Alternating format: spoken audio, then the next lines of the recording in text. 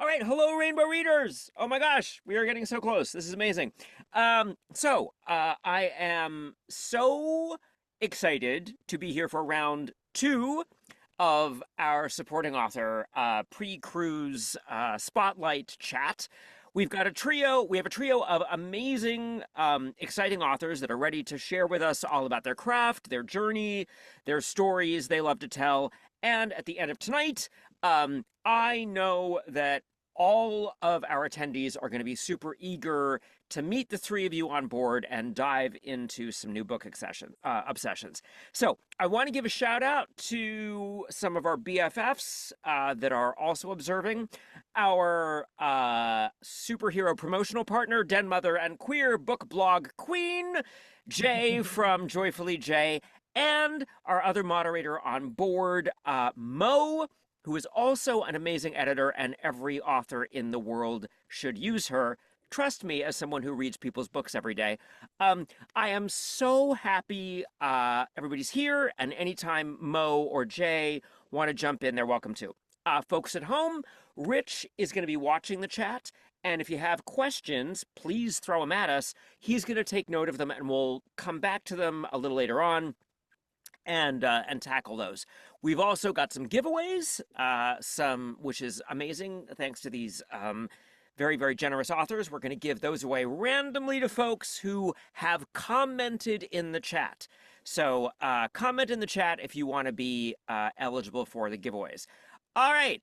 So totally coincidentally, just like last time, everyone on this panel is somewhere on the rainbow spectrum. So it is super exciting to have the chance to showcase their work. And now I am delighted to introduce Xaneria Ann, also writing as Desmond Dane, RJ Peterson, and Harper Robson.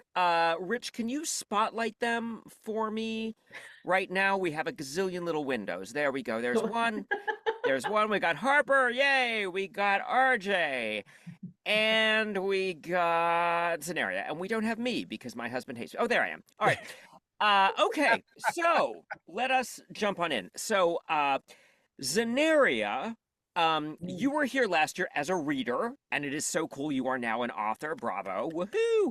And Harper, you're back. We are thrilled about that. You're an old hat. You're an old hat at this. So for both of you, what was your favorite thing about the event or the ship itself, or what you're most looking forward to again? So, Harper, let's start with you. I think probably my favorite thing was the final night, and the drag show was amazing. So that was absolutely. Yay! I'm definitely looking forward to repeat. I don't know what you guys have planned this year, but I'm looking Fabulous. forward to that. Amazing. How about you, Xaneria? The people, to be honest, even though I didn't actually interact with anybody, just like seeing the people and listening to the authors talk and interact with their readers was just, it was so cool. Amazing. And now you get to do that. Woohoo! Yes. As you may have noticed, we also have a fourth panelist who is very delightful that we're obsessed with. All right. So, RJ, you have been on 60 cruises with your husband. Rich and I will catch you up. We will get there. But we're not at 60 yet, and you've written a whole series set on cruise ships. First of all, will the next one be set during a romance cruise convention? And tell us what makes you and your husband cruise addicts. What do you love about it that maybe our first timers, our cruise virgins, because we have some, can really look forward to? What's the obsession or the love? The thing that I love most about cruising is that I can go to a whole bunch of places and not have to live out of a suitcase or pack and unpack and pack and unpack the whole trip. Yep. That plus I have been so many places in the world that I never expected to see, and I've done them all from the beauty of a ship. You can do as much as you want or as little as you want, and it's all good. Absolutely. Those are my highlights. Now, as for will the next book be on a cruise? Actually, I have a book coming out in the winter. It's going to be in a short story in an anthology, and it is set on a cruise ship. Fantastic. Love that. It's funny you bring that up. One of my biggest cruise tips to people is unpack your suitcase as soon as you can. It's one of the first things I do when we get our suitcase, when we get on board, Yeah. because that sort of act of just like having your space, not having to dig back in the suitcase, using the drawers, using the little cubbies, it makes such a difference in your like feeling settled and like it's your little world. And it's, it's exactly what you said. I think that's amazing. So thank you. Harper, you write a series of getaway vacation novels, and last year you released a book called Making Waves, which is a romance set on a cruise ship. So Yeah. this is the perfect panel. So what sort of elements our featured folks might get to experience firsthand themselves that maybe come up in the story? Is there a scene of the two of them deciding not to have sex because they are too full from the buffet? What happens? Tell us the cruise things that feature. Well, that's a good idea about the not deciding not to one night, because that could easily happen. No, it's, I wrote it after I'd been with my family on one of the really big ships that have a lot of kind of gimmicky stuff, like the robot bar and those kinds of things. So there's some of that features in it. But my favorite scene actually was kind of inspired by my best friend and I, who was actually on the trip with me last year, Carrie. We were young and dumb one time and we went to a beach and we're just hanging out. We're not paying attention to what time we were supposed to be back. And we very narrowly made it back to the ship. Like Wow. it's a lot funnier in the book than what it actually was. But yeah, we came close. We were just blissfully ignorant. And the funny thing is we really didn't actually even know until we were almost sitting on board that they were like, you almost missed it. We Oh were my like, gosh. Yeah, what? this is no, it's people don't realize the No, boat will leave. And the it's reason the not boat leaving. leaves, Rich, what do they get charged per minute or something if the They boat get is charged. It's a ridiculous fine. They get charged, but you hear about various fine numbers. You hear $100, you hear $500, you hear $25. But what people don't know is that fine is per passenger. Mm. So if the boat has thousands of passengers on it, even if it's $25 a minute, that's per passenger. Yeah. So it is very, very expensive if it's late. So the ship will leave. it's amazing. Yes. And my it rule, totally I'm going to will say be. this next week, but my rule is if you get arrested in port or you miss the ship, these are not my problems. Yeah. Amazing. All right, Xaneria. So, just so readers understand, as someone myself who juggles multiple brands and names in this industry, so readers know what they're getting with each one, and they can find and explore the one that speaks to them the most. Can you share with us what to expect from Desmond Dane titles versus one under your Xaneria name? Yeah. So with any of them, you're going to get like character driven stories. That's the most important part. But the difference between Xaneria and Desmond is that Xaneria is my typical writing. You get happy endings, get rewarded for being good little page goblins and getting to the end. But with Desmond Dane, you need to check the 5 pages of content warnings at the beginning, and then every chapter has 2 pages of content warnings because I am being as depraved as possible in those stories. So Wow. Well, yeah, good for you for, helping people like know what they're getting into. So, that's important and I think that's awesome. So and the people that are like, fuck it, I want everything. They know to dive in. That's amazing. exactly. Um okay, so for everybody, quick question. If you could sit down with any author and pick their brain for an hour, who would it be? So let's start with Ron. Josh Lanyon. Okay. Amazing. Yeah, I want to eventually write mysteries, and so I would love to pick Josh's brain. Josh was supposed to be on the cruise last year and could not we couldn't I forgot what happened. There was some massive travel debacle with airplane like delays, and they tried and tried and we were so bummed. But yeah, hopefully we'll get him back, and maybe then you'll get the chance. So that would be Awesome. They're brilliant. Yeah, no, I've narrated a couple times for them. Fantastic. Harper, how about you? This was a hard question. But I think career-wise, I would love to sit down with Serena Bowen. Mm-hmm. I think she's just, and she's kind of one of those people who has never had like that one huge novel. She's just built this career and this, she's a big name, but she's never had one big breakout. And I think that would be really interesting to sit and talk to her about how that happened. She just How built. that gets sustained. Amazing. Yeah. Mhm. Xaneria, you're up. That's an unfair question for me because quite a few of them are on this boat trip this year. So, Oh, spill. Tell us. I think if I had to Go pick, red. I blush. Do it. I already am. If I had to pick one, it would probably be Nora Phoenix, just because like her Irresistible series has so many complexities to it. I love it so much, and I just want to like, how do you keep it all organized? Because I'm struggling over here with mine. So. All right. Well, Nora, first of all, Nora is delightful and kind and sweet and very giving. Nora, if you watch this, shout out to you. One night at dinner, I am charging you to save a seat at your table so Xaneria can connect with you and appreciate your genius. So there. I put it out there in the world. By the way, everybody, if you're, we've had some people jump in since we started. Just so you know, we're doing super fun. We're doing some super fun giveaways at the end, and those giveaways are getting chosen from people who comment in the chat.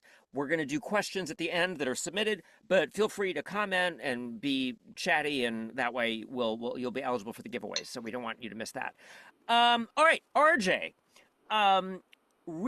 Someone needs to mute. I think someone who just jumped on, if they can make sure they're muted for us, that would be real. Thank you. Okay, so RJ, you have had a really fascinating variety of careers. You've been a library page, a car wash attendant, an interpreter for the deaf, amazing, travel agent, and graphic designer for the marijuana industry. How many different ways can you use leaves in a logo?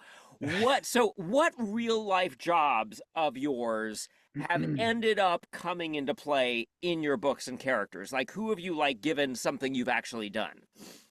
So far, I've had a couple of characters who were graphic designers, not necessarily for the marijuana industry, but graphic designers. I have a travel agent who is a best friend of a main character in one of the series, and have had an author in a couple of my books, which I've also done, I guess. So haven't done an interpreter for the deaf yet, but I've got plans to write a deaf character, Oh, so that would be that'll happen at a some deaf point. character with their interpreter would be such a good romance. That would be Right? amazing. Yeah. Love that. Yeah, you got to write it. So that's so cool. Harper, so we're doing a little career section, I guess. Harper, you write a series about a group of guys in a construction company called Mhm. Hot Damn Homes.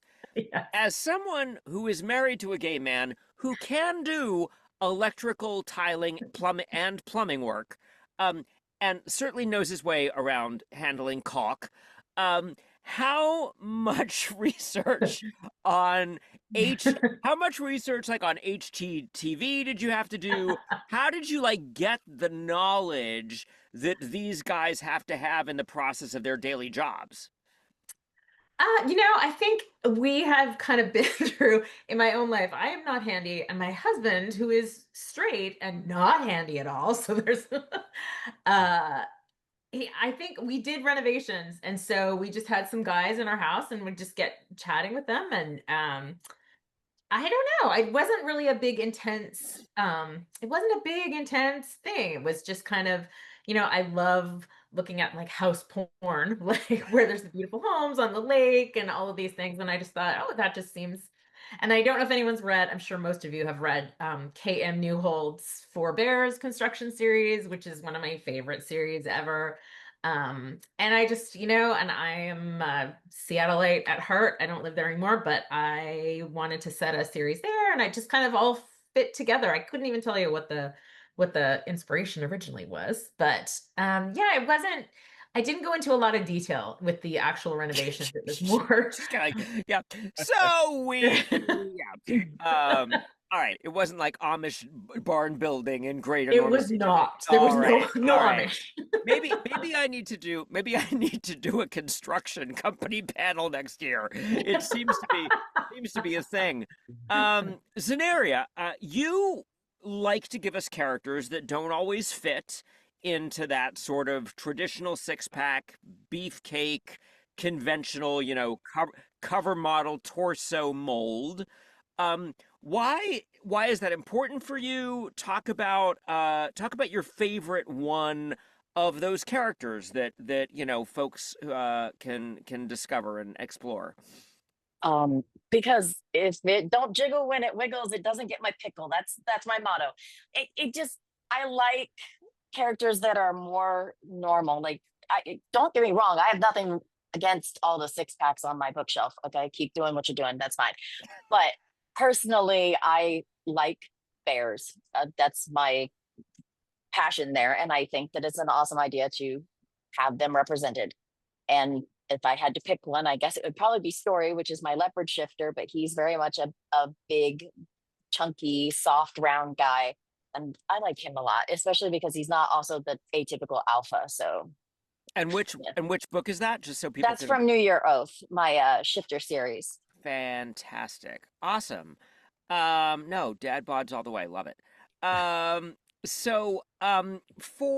everybody, for each of you, who is your favorite author of queer romance that people tend to sleep on? Like, mine is Kim Fielding. Like, I literally will like yell about Kim Fielding to everybody I can, because I think Kim doesn't write a ton of spice, and that's, I think, why but she's my like comfy slipper when I get to narrate for Kim, so I always yell about her.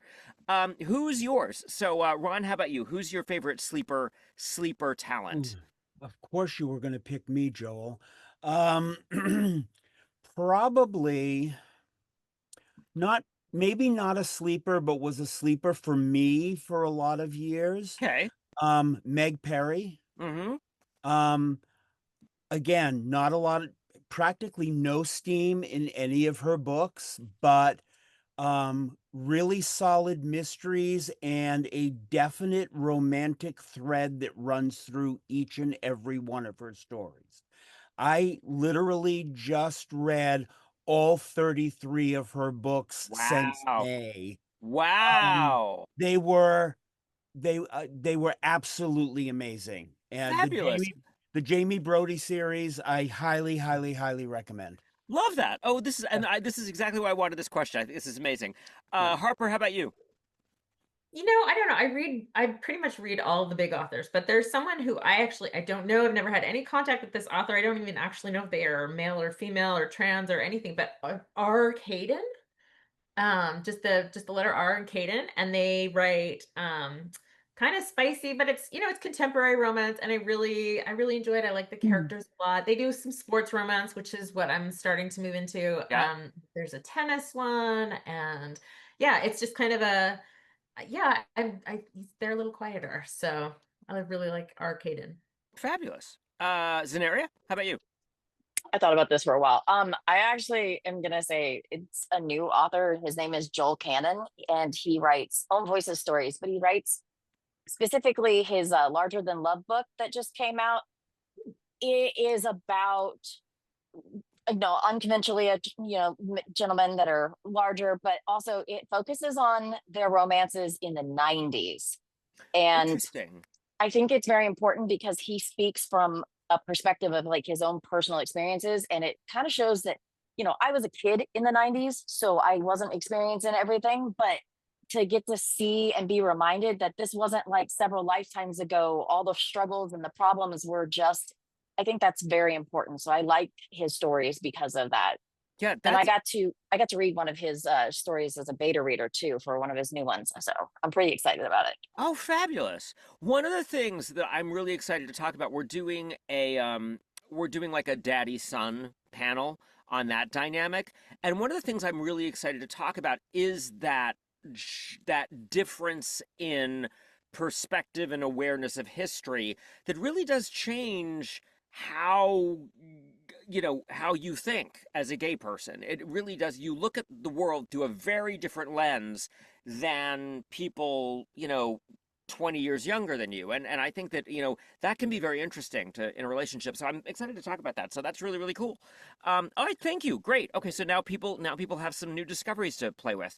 All right, so Harper, your latest release is a first book following a hockey team called the Seattle Sasquatches. Sasquatch I think it's just Sasquatch Sasquatch. Yeah, I don't think Sasquatch eaches. All right, Sasquatch. Okay, but I gotta say, I have never like. I think about like 375 gay books in to having narrate. I've never gotten to a hockey romance, and I know it's huge. that's So, shocking. Yeah. so what really fascinates me is gay men are, to the point of a cliche, generally not into sports much. Um, and when we look at how few out gay men there are in professional sports, Almost none. it's kind of wild that in the romance space, this is really popular to explore queer men and put them in that world. So, what do you think the appeal is? And how do you go about trying to write that experience in an authentic way? Mhm. That's a really good question. I think it is, I think a lot of it is that sports kind of historically, especially like the big, like football and hockey, um, are so traditionally masculine, and there's so much kind of stereotypical masculinity, tough guy around it. Yeah. And I really, really like the idea of being able to show, men who are gay, or who happen to like other men, but who are just as tough and strong and nasty sometimes, and play dirty, fight dirty, all the rest of it, as any other guy on the team. And I Hmm. feel like for whatever reason, I don't exactly know the history of how that happened, because it really, I kind of failed to understand how it got there, because it doesn't it doesn't follow to me logically. Like, why does who you happen to love or who you happen to have sex with have any bearing at all on whether or not you can play hockey, or whether or not you can catch a ball, or any of those things? Like, it just kind of doesn't matter to me. And so playing kind of against that very stereotypical, um tough guy, and it gives you an opportunity to show not only like physical toughness in someone who maybe stereotypically wouldn't be expected to be that way, but to also show that, you know, those people are also tough in very different ways. They Yeah. are, someone who, and in the big sports, I don't even know, I don't think there's anyone in kind of the big three American sports like hockey and football and baseball. I don't think there's anybody who is out to me, which is kind of shocking. Because obviously there are gay athletes that are playing sports, but we just don't know who they are. They're too afraid to come forward. And I understand why. But it's sad and it's silly. And I think that I don't know. I just feel like the more that we can kind of put it out there, that just because you happen to be a man who likes men, it doesn't mean that you're any different than anybody. Like, it's not the thing that defines you as an athlete, the thing that defines you as a human being. That's not, it's just one facet of your personality. And I don't, it frustrates me, and it confuses me how we kind of even got to that place. So I think that there's like a lot of really rich, there's a lot of really interesting stuff to explore in there. But I'm actually going to a conference next year that is specifically a sports romance conference. Neat. And there are, I think, probably 6 or 7 authors of gay romance who are going to be there that I know of. So it's going to be a really interesting That's dynamic. cool. Yeah. Yeah. Yeah. I hope they do I mean, you should like if you can message them and ask them if they can do a panel on it because I I think that think that if they you've did got one those, that's last cool. year. Yeah. And Amazing. but yeah, it's a really, I think there's so much rich Yeah, storytelling to it's be definitely mined. on my radar for like, Yeah. in the coming years. I think Yeah. it's something we really that would be worth jumping into and talking because there's so much of it, and I know Yeah. people love it and they write it. Thank you. That was a great answer. Love it. Xaneria, you like to tell stories about thruples and poly relationships. Uh, so what do you think frequently misses the mark or gets glossed over in poly representation in queer romance, and the dynamic of those relationships that you try to approach differently, maybe as an author? I think jealousy, communication, and one-on-one time gets overlooked all the time. And those are the three most important things in a poly relationship. Jealousy, because it's a normal human emotion. You're gonna have it. It doesn't matter how confident you are in your relationship, you're gonna get jealous. And so you need the open communication to say, hey, this is how I'm feeling. And you need the one-on-one time because that helps alleviate some of that jealousy where everybody's getting alone time. Mm-hmm. And so that's something that I try to make sure that I pay attention to. And I try to make sure that I'm giving everybody their interactions and showing how they resolve any issues. And I do not believe in the miscommunication trope. I believe in healthy and open communication when I write my triads. So that's the big one there. But yeah, it's okay to embrace jealousy. I don't like it when they just pretend like it doesn't exist. Like Mm-hmm. nobody's jealous. Yeah, no, that's I think really cool. And I love that, it's showing it's looking under the hood. You know what I mean? It's not just giving it pretty gloss of equally it is a everybody I know that's been through it. It's a very careful balancing act, and it has ups and downs, and you're absolutely right. It takes a lot of communication. So no, I think it's amazing you put that out there and help people have kind of a sense of healthy and realistic expectations and uh examples of it succeeding and embracing challenges. So that's really amazing. That's awesome. RJ, as a queer man who has, like I have, been around for a while, um, going back to the people that experience shit, what excites you about getting to write gay romance and its popularity, and what would you like to see more of in the genre? I will venture to say I've been around much longer than you, Joel, but Less. I started reading gay fiction in the 80s, and gay fiction back then was not romance. It wasn't happy. Mm, And but it's all we had. So I read whatever I could when I could. Um, I'm thrilled that people are embracing gay romance now and that we can have stories that represent us that actually have happy endings. mm-hmm. And so I'm thrilled to be a part of that because we all deserve happy endings and a lot of us experience happy endings. So why not? Um, what I'm trying to also do, and it's what I want to see more of, is older guys in gay romance. When I started reading, seemed like there were a lot of guys in their 20s Mm-hmm. in a lot of the books. Um, I've written a couple of younger guys, but in all honesty, most of my guys are in their 40s and 50s. Yeah. And as I said, I was at a conference this weekend. I'm an old gay guy, so I like to write old gay guys, because that's what I know. Mm-hmm. Or that's what I remember, because I can't remember what it was like when I was 20. So yeah. No, that's amazing, and it's funnily enough, it's very much something that we're gonna talk about when we do that daddy boy panel, about the fact that it is actually a kind of a mainstream romantic niche in the market where inherently those mature characters do get a voice and a place, and their experience gets celebrated and explored. So I think that's so cool and wonderful. Harper, you often like to craft characters who are have neurodiverse brains, whether it's autism or mental health challenges like depression and anxiety.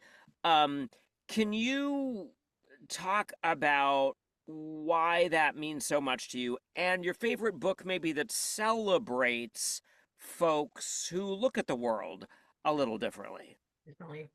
Yeah, yeah. So the main reason is because I have a 16-year-old son who is autistic.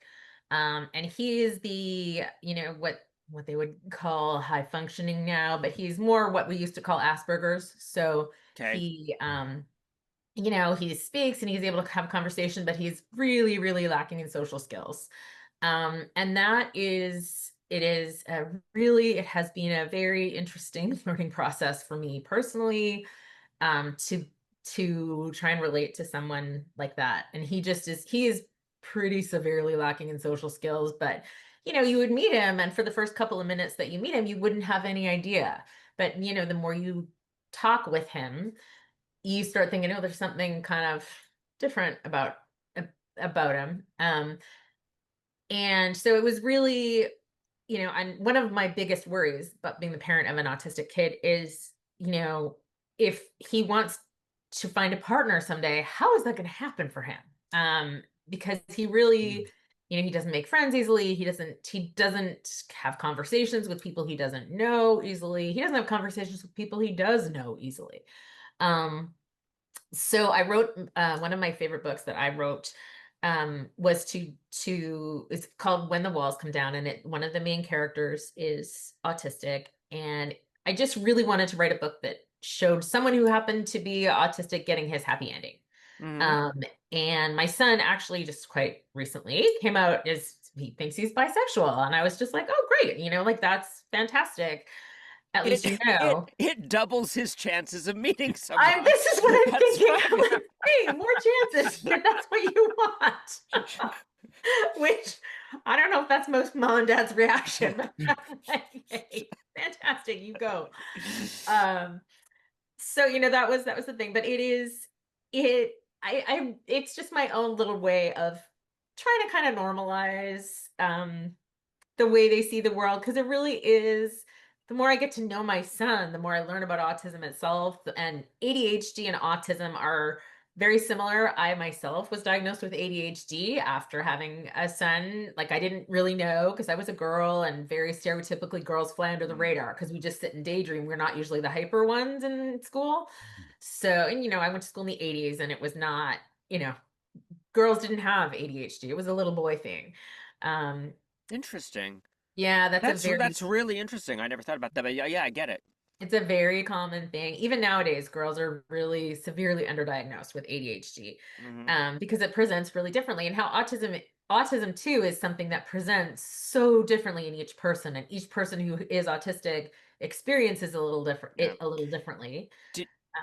Did you talk to your son about writing the book and ask him if it was okay? Well, I wrote the book when he was pretty young. Okay. So no. Okay. All right. No. That makes sense. Yeah. No. Yeah. No. I mean, I have ADD, and I mean, I know it's nothing. It's, as you know, but there are times where poor Rich, like, he will have to tell me the same thing 5 times in a 3-minute conversation, and his patience is extraordinary. So I think that's so cool. Yeah. And and God knows I'm hard to love. So, right, yes. All right. So, Xaneria, when people are in a committed poly relationship, I think something that folks really don't necessarily think about is that for queer people who explore or end up in those kinds of relationships, when they become serious and committed, um, they have to go through a coming out process twice. Because, first with our sexuality, and sometimes with family members, this aspect of it, telling them, I've got 2 people or 12 people that I care about, can be even harder and more frightening, and in some ways have an even bigger social stigma. So, does that ever come up with your characters, since you kind of come at it from an authentic place? Yes, absolutely. Because it's kind of like the rainbow experience all over again, just It is, yeah. amplified. And for me, it's very personal because, when I first came out and I said, oh, hey, to my family, I'm biromantic. And they were like, okay, we're just going to pretend like that doesn't exist. And then when I came out as poly, it was the same thing. Like, they just pretend like it doesn't exist. As long as I'm not shoving it in their faces, they can continue to do so. And I feel like that's something that's really important. So while I do try to give my readers an escape, and I create these like little safe spaces, like where basically the towns that they're in, or the groups, the found family that they get, are all very welcoming and accepting, there's still going to be parts of it where it's like, okay, but that's within that little circle. Like, once you start going outside of that circle, you have to worry about how people perceive it. I do have a lot of characters, especially as little short trans characters, that embody the fuck it mentality. And they're just like, yeah, go ahead, try me. And, so yeah, I do have that in there, but it's still something that you have to deal with. And because it's authentic and it needs to be spoken about. Yeah, I mean, I certainly know people that are in poly relationships that their families know exactly what their sexuality is, but they don't know that they are in those kinds of relationships, because they can deal with the one but not deal with the other. So I think it's a really interesting topic. Mhm. RJ, what's the difference, do you think, between writing your first couple books and your process now? How is your sort of, author process developed and shifted? Allotment of time, plotting, self deadlines, whatever. How has that shifted significantly since you first sat down and started putting stories out into the world? You said plotting. What is plotting? I don't plot. All right. Um, I'm gonna ask that question later, but okay. I know, but so my first book, um, I never thought I was going to write a book. That was never a plan for me. And I woke up one morning with the story, or the beginning of a story, in my head, and I started writing, and it turned into my first book. Um, I started writing in January. I published it in May. It was a really quick process because the words just like flew out of my head. Um, it it's gotten in many ways more difficult to write lately. Books take longer, but part of that, I think, is because I've learned a little bit more about writing. And so I take my time with a few more things. Mm-hmm. While it's not to say that I don't plot at all, um, I tend to jump in at the beginning with not much of an outline except a little bit of a sketch in my head. Mm-hmm. An outline, a very, very simplistic outline, typically happens when I'm about halfway through the book, just because I need to make sure there are certain beats that I hit before I end the story. But yeah, I don't do a lot of planning, although my overall process has streamlined, where I do a draft, I revise it, I go to beta readers, I revise based on their comments, and I only have 2 beta readers. My first book, I think I had 8 of them, which was a nightmare for me. Um, then after I revise from the beta reads, it goes to my editor, and then last step it goes to my proofreader, and I'm done. So it's a whole lot more streamlined now than it used to be. Yeah. Um, it's funny, as a narrator, weirdly, I completely relate to the it taking longer thing. Um, when I first started out, I was like, yeah, this is fun, awesome, let's just do it. Who the fuck knows what I'm doing? I'm going to tell the story. And the more you kind of, get in your process, sometimes you're like, fuck, I got to get that right. Or it's interesting that you think, Yeah. you think the more you do, the faster you get. I don't think that's necessarily true, and I think it's really neat that you had the same you have the same process or journey. So Harper, what's it like sitting down and writing your first sexy scenes? And when you first do it, are you mortified putting this on paper? It's got to be vulnerable. Do you feel exposed? Do you feel like people are going to assume that what the characters like is what you like? Or do you just kind of fixate on body parts going from keeping track of elbows and legs? And how do you get over that initial discomfort and be like, okay, fuck it, publish and put it out there? Yeah. I have a good editor who I really trust, so that helps. Yeah, no, it is kind of mortifying. I wish I didn't do this, but I pretty much always save the sex scenes to the end of the book. I know where they're going to be. And I kind of vaguely know what's going to happen, but I, wait for the juicy bits, wait until I'm usually done. And yeah, it's a little mortifying. It's definitely vulnerable. I didn't tell anybody in my real life who the name that I was writing under for a very long time, because I just kind of didn't really want people who know me in real life to read those words that I was putting down on the paper. But yeah, I think to get in the, to get kind of into it, I usually will I have my favorite scenes from some of my favorite authors that I'll go back and read, or if there's a scene that I'm kind of inspired by or kind of would like to do something different, I'll go back and read that first, and then I'll write my own. So that is sometimes how I do it. But yeah, it's just kind of a matter of putting your head down and just kind of doing it. And hopefully it works. And like I said, having a really good editor for that, who she also writes and she's kind of written, been around a long time, and she's good at keeping track of the body parts. So I don't have to keep track of the body parts so much. Amazing. Amazing. Yeah, no, I think it's got to be super scary. So I applaud all of you that do it and put it out into the universe. It's amazing. Xaneria. Okay, so early on, I'm getting very academic here. Early on in your prologue for book 1 of your Shifter series, Daybreak Rising, you write about your shifters that are, quote, I'm quoting from your book here, classified as mutant freaks.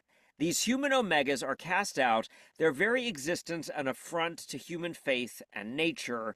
Fear turns to hatred, hatred turns to violence. They face the constant threat of assault, abuse, and death from those who cannot understand them. And it feels, maybe I'm nuts, it feels like that's leaping off the page as a very personal parallel as a queer and trans person. So can you kind of talk about how your journey gets reflected or channeled or is an outlet for you to put into these characters that you create in this world? You caught that, did you? So yeah. Because I have my entire life been deeply connected to gay men, and I know that sounds weird, but my entire life has revolved around being connected to that aspect. And when I finally figured out more about myself and I was able to come out and socially and start telling everybody that I'm trans, I kind of shouldn't have expected it, but I kind of expected that group of people to be my salvation. And I have found that that's not always true. You run into a lot of cruelty, even in the people that are supposed to be your allies. And I feel like that is exceptionally frustrating. And it feels like then when you've already got enough hatred from one side, then you've got the hatred coming from inside the house, and you're like, hey, what am I supposed to do? And that's very much reflected in these human omegas, because in that world, humans were not alpha, beta, omegas. That was strictly for shifters. And now that humans are becoming omegas, they're being thrown into a world of shifters they didn't know about. They're having to struggle with their identity, coming to terms with how their body doesn't match what they knew and things like that. So yeah, it's very reflective of like my personal experience and listening to the personal experiences of other trans people, trans women, trans men, non-binary people. So yeah, and you get to meet a lot of non-binary, bigender, transgender characters, intersex characters in this series. There's a lot of them. I mean, I think it's really neat that you're finding a way to explore those themes in a genre of this medium that people are really drawn to. So they will kind of get they'll there's a carrot and they'll go after the carrot, and then they get this kind of really wonderful deep personal connection as well. So that's really cool. RJ, your latest book, Footsteps on My Heart, presents a sort of a maybe I'm completely off base, but it's sort of a gay twist on Blythe Spirits, which is written by another gay Renaissance man, Noel Coward. So tell me a little bit about how that idea came to you, what kind of research you had to do for a romantic lead who is a medium and talks to, dead people or whatever it is. Yeah. So the book came about, believe it or not, due to a writing prompt that I got at a writer's retreat last year that was run by Greg Ash. And the writing prompt was, you find strange muddy footprints leading up to your front door. And we got that on a Saturday morning. We had some free writing time, and I wrote what became the opening scene of the book. I had no idea at that point that it was actually going to be a ghost story. But from what I wrote in the opening scene, it just kind of flowed from there, that I had a widower whose husband had died a couple of years earlier, and he did not believe in the paranormal at all. And his best friend convinces him to get a medium to look into these strange occurrences that are happening in the house. And it turned into basically 3 points of view, because the dead husband has his own point of view chapters, where he decides to become a matchmaker, and he tries to get the medium to get together with his dead husband, with his living husband, because he wants his husband to be happy before he moves on. And it just kind of happened. I didn't do, in all honesty, a lot of research into mediums. I did a little bit, just some general reading of articles online, but I kind of wanted to build my own world. It might not be a typical paranormal world, but I kind of did my own thing with it, and I think it works. So it's awesome. No, I think it's such a neat idea. The fact that it came from a writing prompt is really cool. yeah. Xaneria, as Desmond Dane, your fever pitch soul series features a vampire who's fighting against a corrupt church system that's persecuting him for his sexuality. So it seems like you like to tackle big, difficult themes within fantasy books. And, how do you do that and still keep that balance for the reader with adventure and romance and them loving the characters and them sort of, how do you balance angst with joy in there as well? Well, there's not a lot of joy in my Desmond Dane series, so there's that. But mostly it's because when I create villains, I don't create those sexy, I want the redeemable villain kind of villains. I create villains. I want you to hate them. I want you to feel disgusted by them. And then when I write my stories, it's characters first and then plot second. So the characters become the forefront of it. That way you're focusing on them and their journey, whatever the journey may be, and you're kind of keeping up with how they're feeling, because that's the most important thing for me. And I feel like hope is the only thing that I give my readers in my Desmond Dane series. It's just the tiny bit of hope that something good is going to come out of all of this torture. And I think that's the important part. But to be honest with you, I don't know. I sort of just write it because I'm usually angry when I'm writing my Desmond Dane stories. So just go with it. So just Harper and RJ, so you've both ventured into audio, collaborated with a friend of the cruise who's not with us this year but was last year, Kevin Earlywine. What do you love about having your books on audio? And what's the biggest surprise about that process that maybe you didn't expect? Harper, you want to go first? Sure. So what's my favorite part? I think so there was a gentleman on the cruise last year, and I think his name was Jay, but he was blind. Yes. And he was wonderful, and I just thought it was amazing that he could still read my books. I only had one in audio at the time, and now I only have two. But I think that's my favorite part, is that people who wouldn't necessarily get to read it. My mother, who is 80, but she is actually she has macular degeneration, and she is a big reader, has always been a big reader.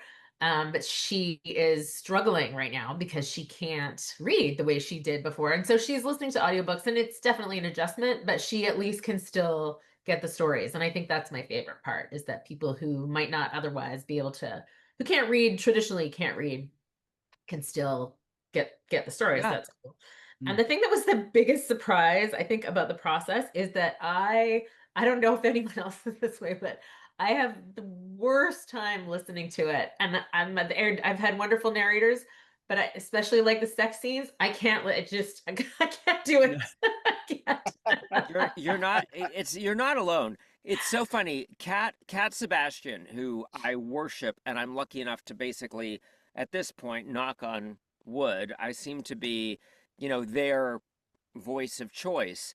But Cat cannot listen to me narrate Yeah. their books, but Cat listens to me narrate a shit ton of other stuff. Yeah. Oh yeah.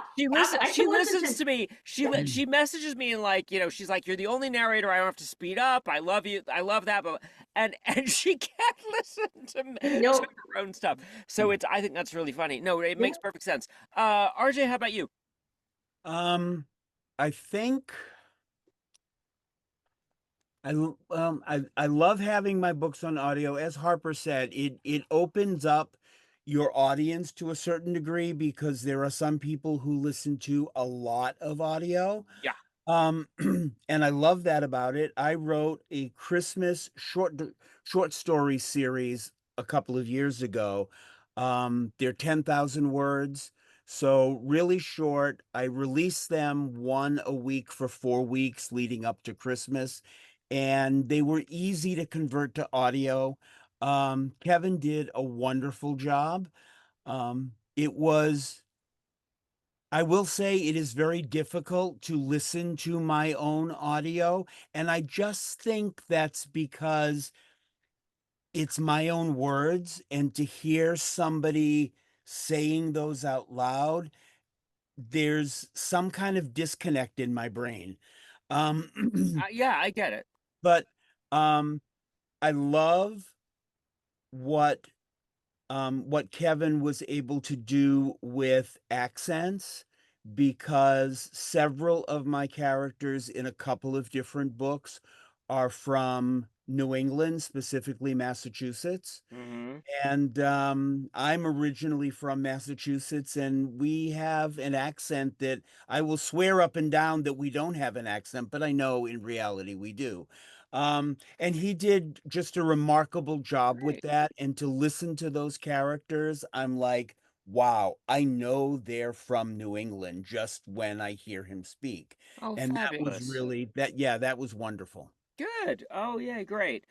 Rich, Jay is Jay, our blind Rainbow Reader cohort. Jay is coming back this year, yes? Correct. Oh, good. Yay! Oh yeah, so yeah. Oh, say that's hi. great. So say hi to him, everybody. He's really delightful. He's awesome. Um, Xaneria, going back to the Daybreak Rising and writing a shifter series, in a lot of fictional relationships, and especially when you have something like alphas and omegas in an omegaverse, there's a tendency to place couples in pretty strict heteronormative dynamics and patterns and chart that relationship arc in a way that maybe isn't as reflective of what we actually really see in gay relationships. So, how do you approach that and maybe like to shake it up? That's a tough one. I mostly just I kind of channel myself here because you don't tell me that I can't do something because I will do it. I want to do it, and I try to put that in my characters. But also just like personal experience, I spent 20 years married to a straight man and lived as a housewife, and I had to meet strict roles with being also a military spouse at that point, and I hate it. So when I think this is what is set up for these characters, and then I'm like, but how can I make it different while still remaining true to the characters? And again, Story would be the perfect example. He's an alpha, but he actually like turns to his beta for all of the guidance. The beta is the more dominant character.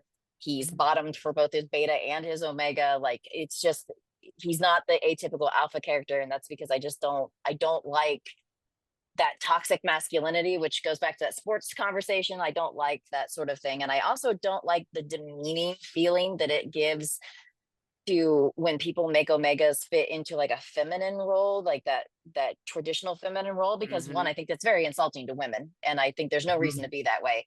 But also just because then it's also very insulting to softer natured characters, softer natured people, and like, femboys and bottoms and things like that. It just overall, I'm trying to make sure that I'm not doing anything that I feel is harmful to my readers. I love that. I think that's so cool. All right, so we're getting toward our hour, so we'll do a couple more, but we'll start wrapping up. I think, and then we'll take some questions from people if they're in the chat.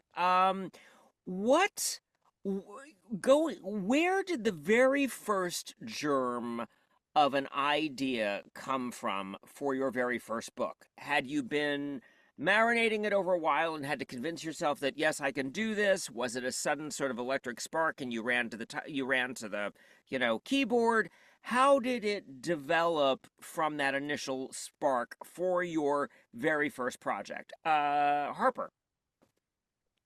Well, it was during the pandemic. So Okay. I was that kid who always wanted to be an author, but didn't have the confidence, didn't have the ability, was like, oh, other people can do that. I can't do that. Like, that's not for me. Um, and the pandemic, I got to know one author specifically, and she was amazing. And she just at one point said to me, well, why wouldn't you write if you wanted to? What, like, duh, why wouldn't you? And so that was kind of a cool thing. But I think for the germ of the characters, I kind of don't remember. They lived in my head for a while, and I think they're an amalgamation of a bunch of different people I've interacted with.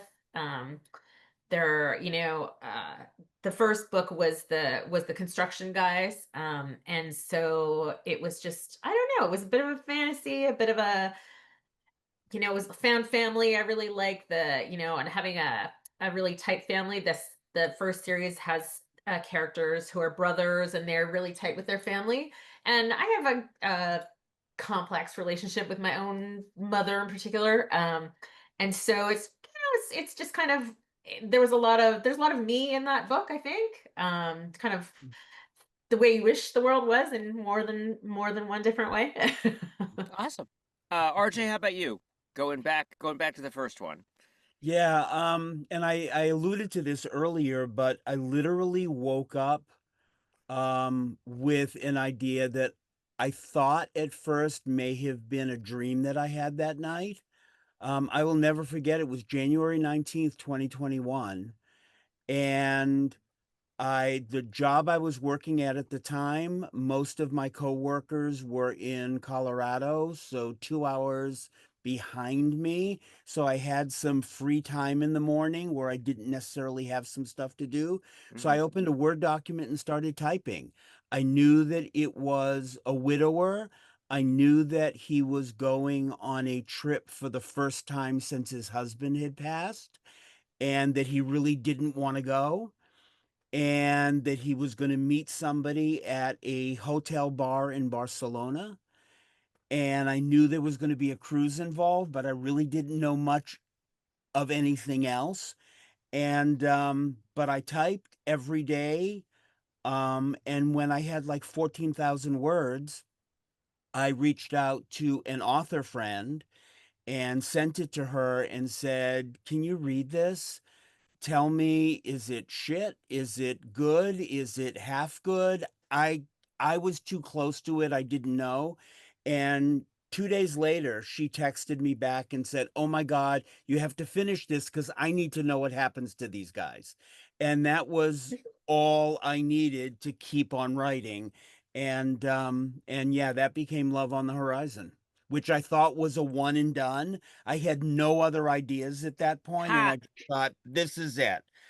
That became a 4-book series, and How it's many how many books now? How many books now have you written total? Do you know? 13.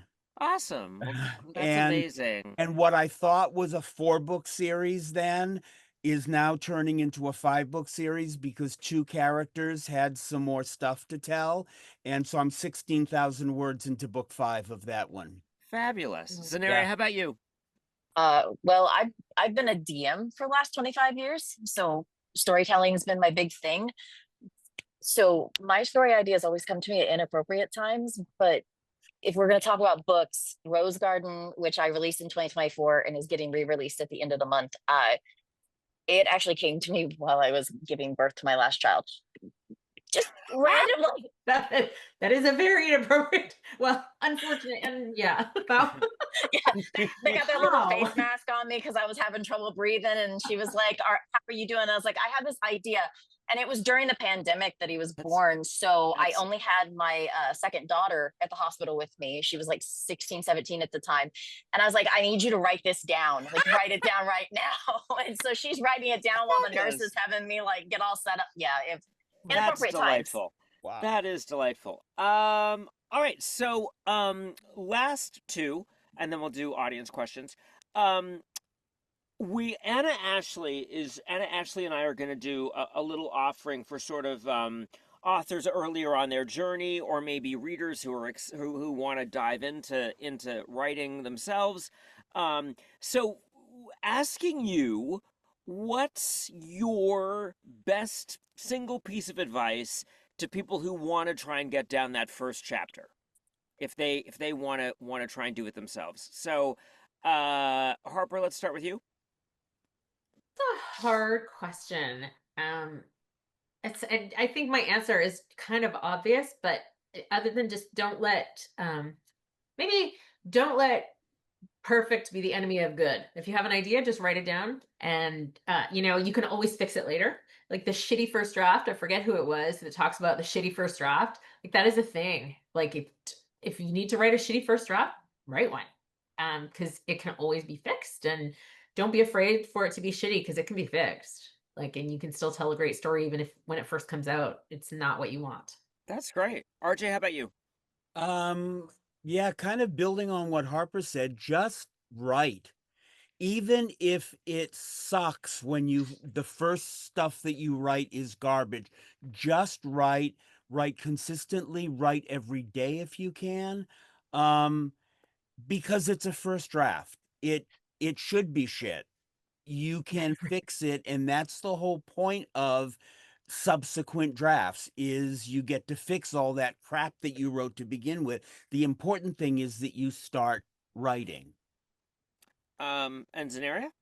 Uh, Similar, but I'm gonna say literally dump your brain into a file and then keep that file to the side, because you're going to also find, especially if you're like me and you're a series whore, I've got like 22 plus series planned. So you're going to find that you're going to want to pick the ones that are more interesting or you're feeling good about, and maybe you've got more clean ideas for. So when you get an idea, don't sit on it. Don't think, oh, I'll remember this later down the road. You won't.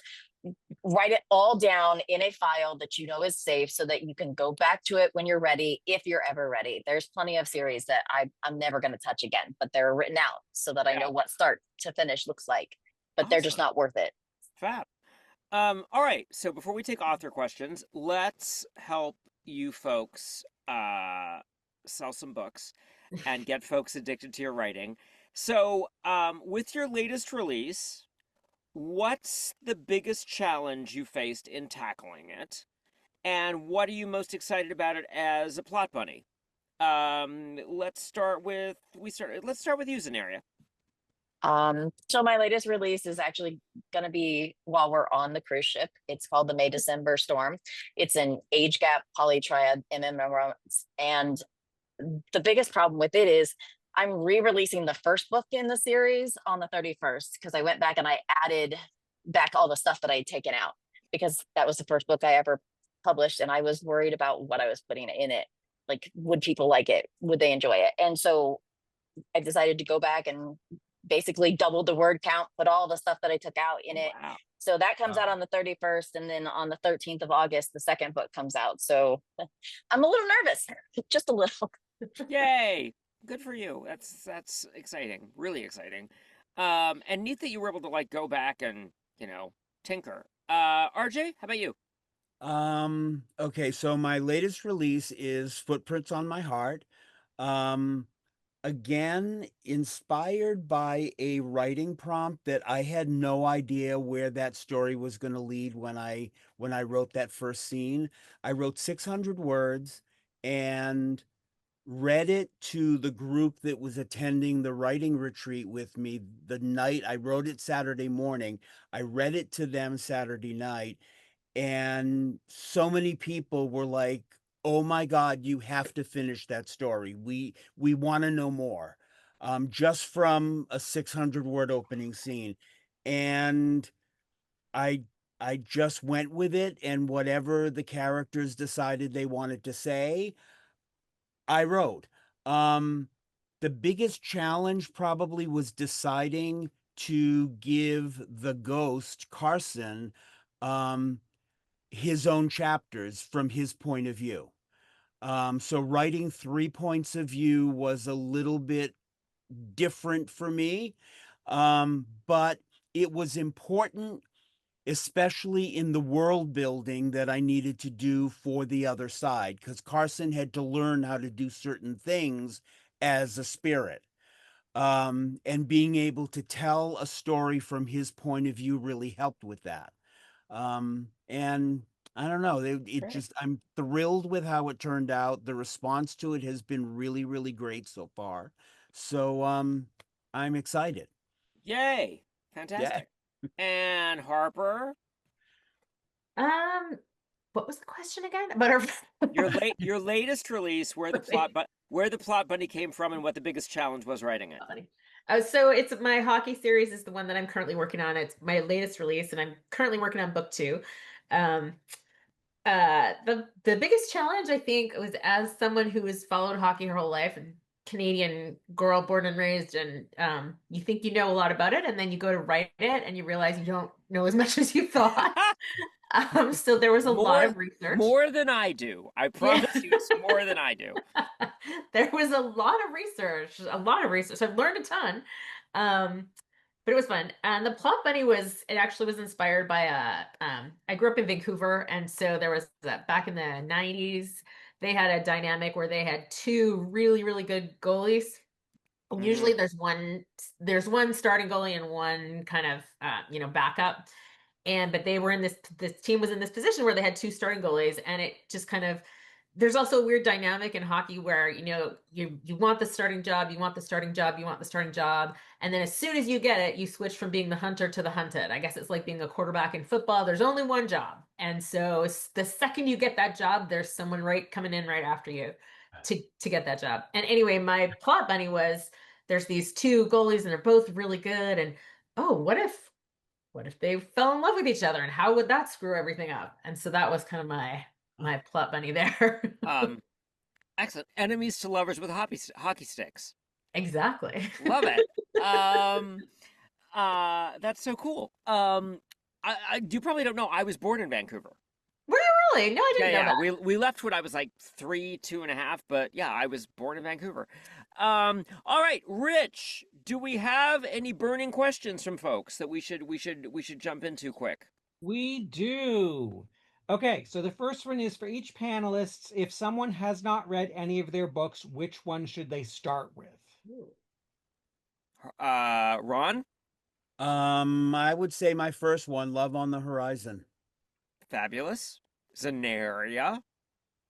I'm gonna say New Year Oath just because that gives you the most of my emotional characters. It gives you an idea of what you're gonna get into. Fantastic. And Harper? I would say start with my first one, which is called From the Ground Up.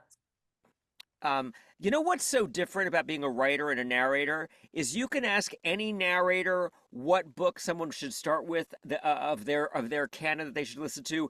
Not a single narrator alive is going to say their first book.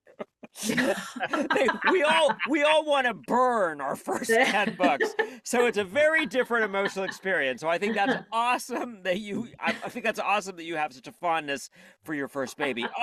What else, Rich? Next is which point of view is most challenging for you, and how does point of view basically happen for you? How do you work it out? Xaneria? First person is my bane. I cannot. I try so hard, but I can't. Third person works for me because I'm able to look over the character's shoulders and do limited third person. But first person, I struggle so much with. I feel like my voice gets bogged down. I love third person. I love it. It's my favorite. Most narrators hate it. I love it. Ron, how about you? I haven't had any issues. The weird thing, which I realized the other day, is when I write a series, I write third person dual point of view. When I write a standalone, I write first person dual point of view. And I don't know why that is. Yeah, it's just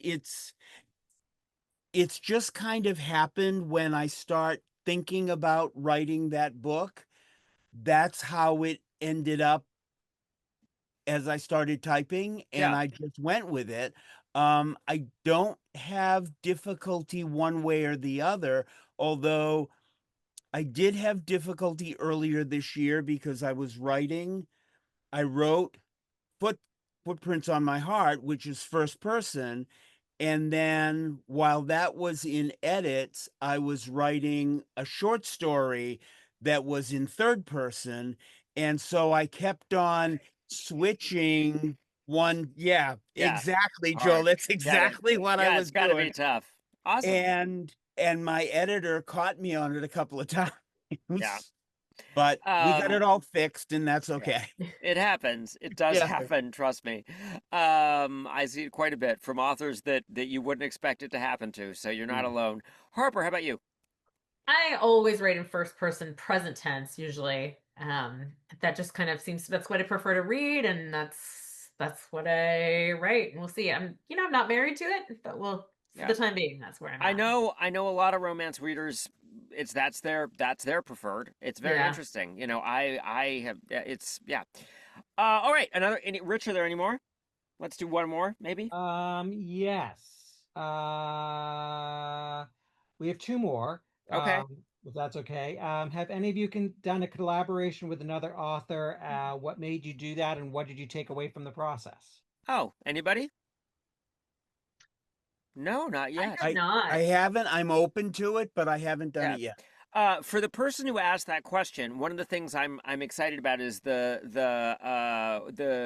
we have Charlie and Macy on the shifter panel together, and I know Jay is going to be diving into how you manage that. It baffles me. I especially the people that write alternate, I'm going to write this character, you're going to write that character. Jesus, I would kill myself. I don't know how people do it. So we're definitely going to tackle that while we're on board. So you'll get to hear about that. So what else, Rich? What was the other one? The last one? Last one is when you are writing a character of a different gender than your own, how do you make sure the characters are realistic and authentic? Oh, yikes. Anybody want to take that one? Okay, Ron. Um, for my first book, I wanted a best friend for one of the main characters and decided to give him a female best friend. And Samantha is modeled 100% after my BFF Sharon. So it was very, very easy to write because I just channeled Sharon as I was writing Sam, and it was beautiful. Uh, Xaneria, you had your hand Do, up. do I get to say that I cheat technically? You But do. I think you do. yeah, yeah, but no, actually, I people watch. I used to journal when I would people watch, so I use that as my references as people watching. Harper, how about you? Yeah, I think it's hard. People watching, I do a lot of people watching too, so I don't know if I would call it cheating. It's observing your environment. And having a healthy imagination, and questioning your own gender identity, like when I was growing up, that wasn't a thing. And so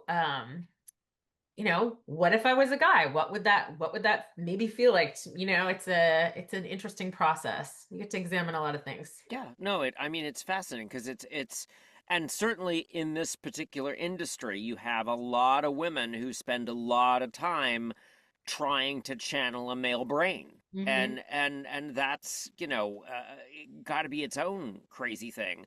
Particularly because you look at that massive, there's so much sort of like on Twitter, like discourse of things of like, how badly men write women.